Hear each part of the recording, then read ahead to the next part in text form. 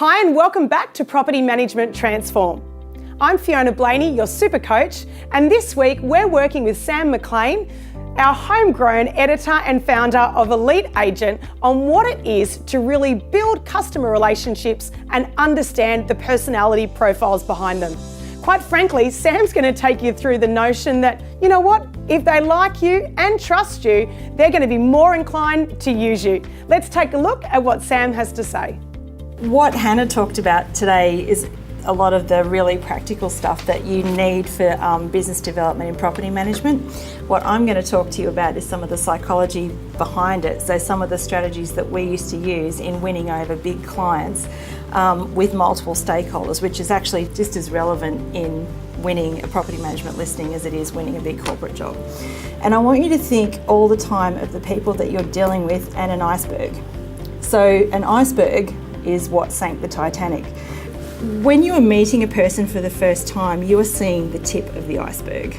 And so what I always want you to remember, and something that Hannah touched on earlier, is remember that there is what lies beneath is probably what's going to win you the business. So the other thing I want you to remember is that logic is not always the centre of the sales universe. So have you ever been in a listing situation where the customer said, "I'm sorry, I just like the other guy more"? What usually happens is that people will buy from people they like and people that they trust, and often they will buy on emotion and justify them with logic. So there will be a right reason that people bought something, and then there'll be a real reason. There's a framework that we used to use called, as I said earlier in the session, it's built on the DISC modelling kind of thing. You'll sense some familiarity with this in what I'm about to say compared with what Julie and Neil were talking about the other day, except I'm going to sort of put it into a bit of a language of birds. There's a framework called social styles, which was developed by a couple of sociologists called Michael and Dorothy Bolton back in the 70s. And everyone has a dominant social style or a dominant way in which they behave. This affects the way that they interact with others, just in the same way that it affects the way that you guys interact with each other as teams, and the way that you would interact with your prospects. Nobody conforms to one particular type, so you might have, as you'll find out with your profiles that Julie and Neil have done. What we're sort of talking about here is not to sort of make you feel like you've got to be the same as everyone, but what we're about to go through is a bit of a framework which will allow you to sort of pinpoint, that person is a so-and-so. So the four social styles are what we call amiable, what we call an analyst, and what we call expressive, and what we call a driver. And they're DISC-based names. And where the birds come in: dove, owl, peacock, eagle. So that's where the dope comes in. So your doves, or your amiables, are people who are sympathetic to the needs of others, and they're very sensitive to other people. They're receptive, warm, helpful, and diplomatic, but unfortunately they have a problem in making firm decisions. So that's our first type. And then we have an owl. Now, owls are what we call process oriented.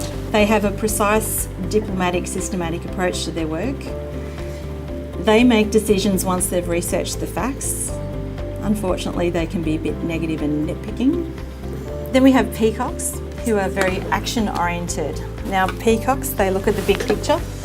They're imaginative, quite flamboyant, willing to take risks, extroverted, spontaneous. Let's go out on a Friday night, spontaneous. And then we have our eagles, who are results oriented. Think unemotional, think task oriented, get the job done, know what they want and where they're going.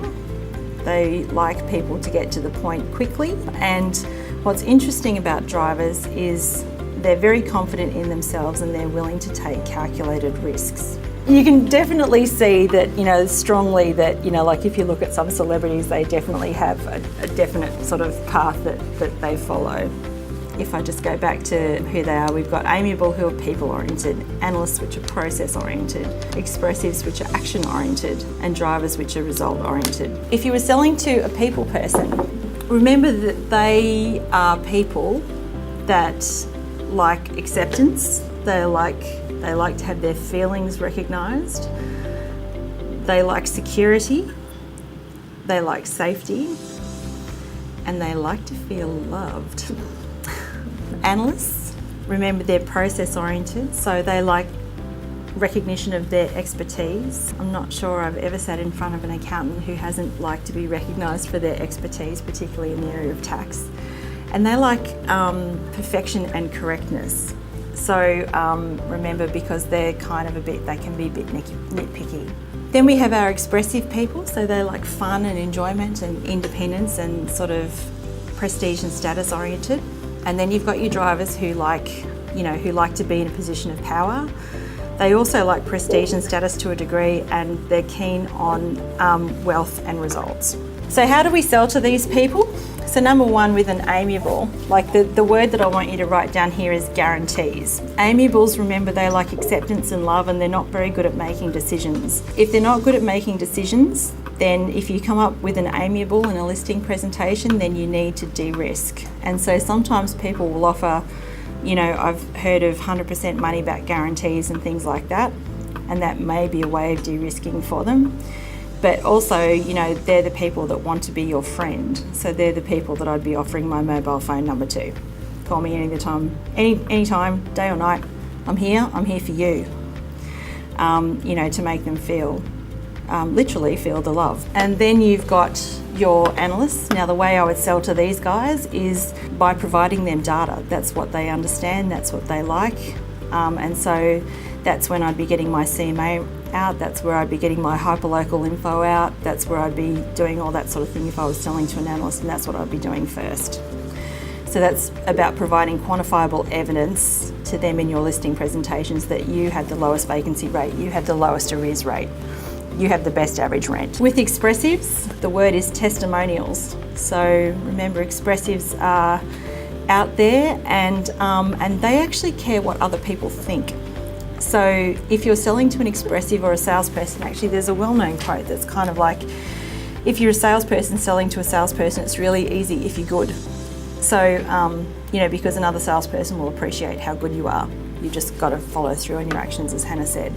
But they do rely heavily on opinions of others, and so that's where I'd be getting my testimonials out, or, as I set it up, and one of the tips would be to sort of have your testimonials ready to go. And with drivers, the word I want you to write down is options. Drivers base their decisions on facts, but are risk takers by nature. So if you put the driver back in control, or back in the driver's seat, pardon the pun, by offering them two separate offers and letting them choose which one, make the one that you want them to accept more attractive, obviously.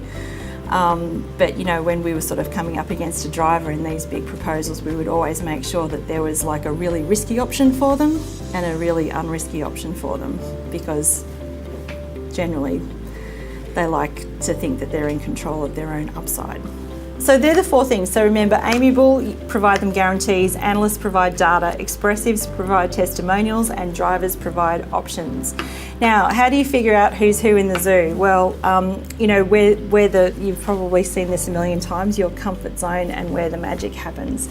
Now, depending on sort of what kind of profile you think you are, questioning people might be kind of tough. So you've just got to remember, as Hannah said, that, and remember the iceberg. So, like what's underneath the iceberg is what's going to be the driver of whether you're going to get the business or not. So the action plan for you is, number one, to suspend your judgment. Often when we walk into listing presentations or any sort of selling or any situation, we come in thinking about the video that we've got to create, or the deadline we've got looming, or something else that might be going on in our lives, kids gone to school with the wrong uniform. And we overlay that on our prospects and the people that we work with. So Tanja Jones, who writes for us, she's got a really good expression for it. She calls it park the funk. Whatever it is, you've got to park it. Secondly, the other thing is to ask good questions and also to deal with the client's issues and feelings. Don't be afraid, as Hannah said, to ask questions, and then of course shut up, because you never know what they're going to say unless you let them say it. Think about what sort of buyer they are. So if they're referring to, the last person that, didn't pay them enough attention, or the person that couldn't back up their claims or anything like that, start thinking about what sort of bird category they might fall into. and then develop an action plan around this. So if you're sensing drivers, start thinking about what sort of options you're going to offer them. If you're sensing analysts, start thinking about what sort of statistics you're going to put in front of them. If they're looking like they need friendship, make sure that they have your mobile phone number. So my tips for questioning are a bit like what Lisa McInnes-Smith said at ARPM actually. If somebody asks you a question that you don't quite know the answer to, or you sort of haven't quite worked out who you're dealing with, give yourself a bit of time and breathing space to actually think about what you want to know or what you want to say. And even if somebody says something that's kind of rude or disparaging or whatever, that's interesting. Lisa said fascinating is a really good way to begin. Fascinating, yeah. Yeah, interesting is another good one. But then, then give yourself a moment, and then you can sort of follow through with, either tell me more, go on, or, why would you ask that? Or why would you do that? Or why would you want that? What are you really looking for? So remember to ask good questions, and don't be afraid to sort of, ask the question and then be quiet. Now, we've talked about doves, owls, eagles, and peacocks, but what do you do if you're faced with any of that, where you just sort of can't work out who's who? And they are birds from our balcony, actually. They say birds are really lucky when you're in publishing because they bring the news. So, when birds come and land on your balcony. So the thing is, the holy grail of business development is that you offer all the solutions. You offer data, you offer testimonials, you offer guarantees, and you offer options. And think about how you can do all of this stuff proactively. So, have you got your hyperlocal stuff ready to go? Have you got your market monitors set up so that at any point in time you can actually sort of say what the vacancy rate is in the local area, what the average rent is in the local area? Have your testimonials ready to go? Think about what you can guarantee for the amiable people, and obviously the thing of least cost is your phone number and your attention and your friendship. And then options for your drivers. So it may be option 1, option 2. And from what I was hearing at ARPM, options are becoming more popular in property management, like whether it's gold, silver, bronze, or, something like that. So make sure that there is an element of all 4 of those things in every presentation that you do. I have got 2 identical pens here. Let's pretend these are identical. I've got 2 identical pens here. And the one on my left is cheaper than the one on my right. Which one are you going to buy? This one's cheaper, you're going to buy the cheaper one. Yep, okay. Very good. Now I'm going to hold up another 2 pens. Now, these 2 pens are the same price. One is just a normal pen, and the other has got a stylus end on it, which I can use on my iPad. Which one am I going to buy? Same price. The other one. Yeah, because it does more, right? Yeah. It does more. Now I've got 2 pens. They both do the same thing. They're both the same price. One is slightly different colour to the other one. Which one do you choose? Even though they're the same price, the girls are saying they like the pink one. Completely irrational, right?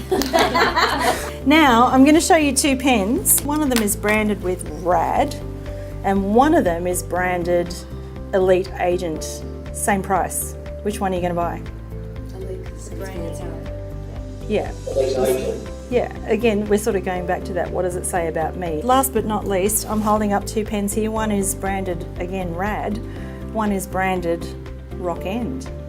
Same price. Which one are you going to choose? Rock End. Why are you going to choose Rock End? They made this whole thing possible. Yeah. And so, and that's like memorable. So what we've just gone through here is something that's actually really important, and how people actually make decisions on what they're going to buy. First of all, do you compete on every opportunity? Do you know how much it costs you to compete on every opportunity? And are you just making up the numbers? Can you really win it? And this is how you'll figure it out. Everyone is going through a bit of a value equation as they make decisions on what they're going to buy. So they're going to look at what the cost is, whether they like the options that they've been presented, and what else they might like. Do they trust the brand? How do they explain it to others? And how will they remember the experience? This is what we used to call the pyramid of meaning. So up the top here, you're competing on price. And that's basically what happens when you don't have a relationship. In the absence of anything else, these pens are identical, this one is cheaper, than this one, you choose the cheaper pen.